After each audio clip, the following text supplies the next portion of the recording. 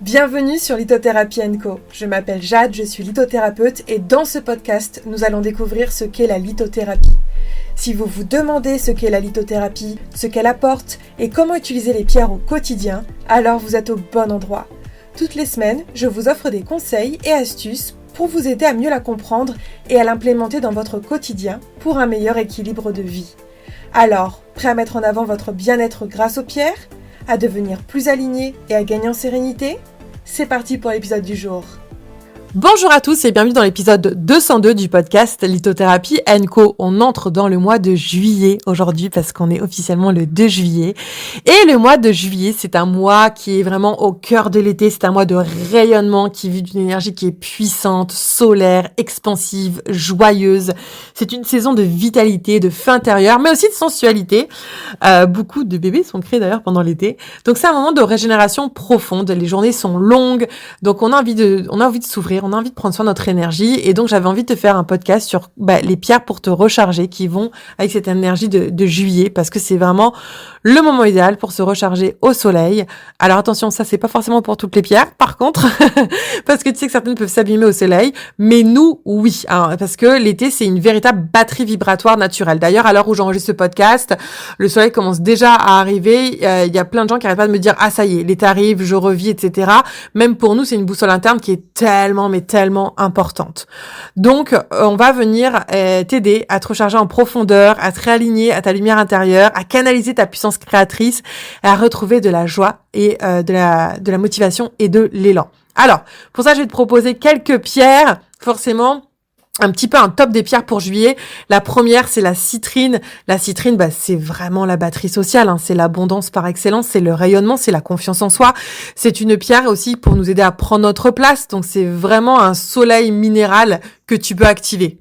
Donc là, tu la places sur le plexus solaire, tu la fais vibrer, tu peux la mettre du coup dans le soutien-gorge, elle est presque au bon endroit, c'est juste parfait, le plus proche de ton chakra, tu peux la porter sur toi et tu vas voir, ça c'est vraiment quelque chose de chouette. Tu peux bien évidemment faire une méditation le matin avec elle, mais la citrine, ça va être la pierre pour vraiment avoir cette magnifique batterie sociale.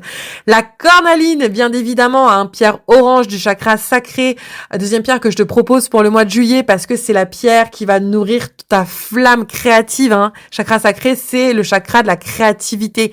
Et donc, c'est une pierre de feu, mais pas de feu explosif ou qui consume, tu vois, c'est du feu doux, c'est du feu fun, elle soutient vraiment ta créativité, les plaisirs aussi, c'est les plaisirs de la vie, du corps, les plaisirs charnels, la bonne bouffe, tous ces bons trucs comme ça, et donc c'est vraiment une super pierre pour te remettre dans ton désir de vivre, ton élan d'action, ton pouvoir personnel aussi, ta sensualité, parfait pour l'été, notamment pour le challenge du maillot de bain, mais du coup c'est une super pierre pour réveiller ta joie de vivre, ok?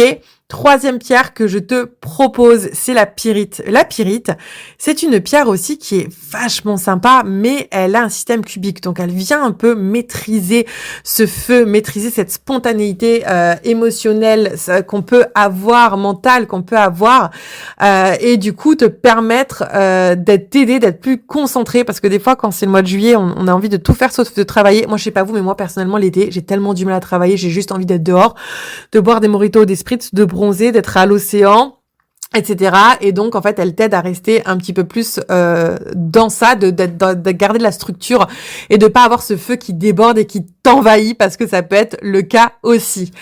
Donc ça, c'est vraiment 3 pierres que je t'invite à avoir pour l'été, la citrine, la cornaline et la pyrite pour recharger tes batteries intérieures. Bien évidemment, si tu le veux, tu peux aussi prendre du grenat, tu sais que c'est la pierre de la passion, del fuego, del amor, del pepito, del corazón, de la sexualité aussi. Donc vas-y à fond si tu as envie de l'avoir. Voilà, j'espère que cet épisode sur les pierres du mois de juillet t'aura plu. Je te mets le lien vers le site pour que tu puisses aller les regarder. Mais surtout, voilà, hésite pas, profite, sois en accord avec les énergies du moment, c'est tellement important. Et viens me dire du coup celle qui te fait le plus appel pour le mois de juillet dans le post de jour sur Instagram.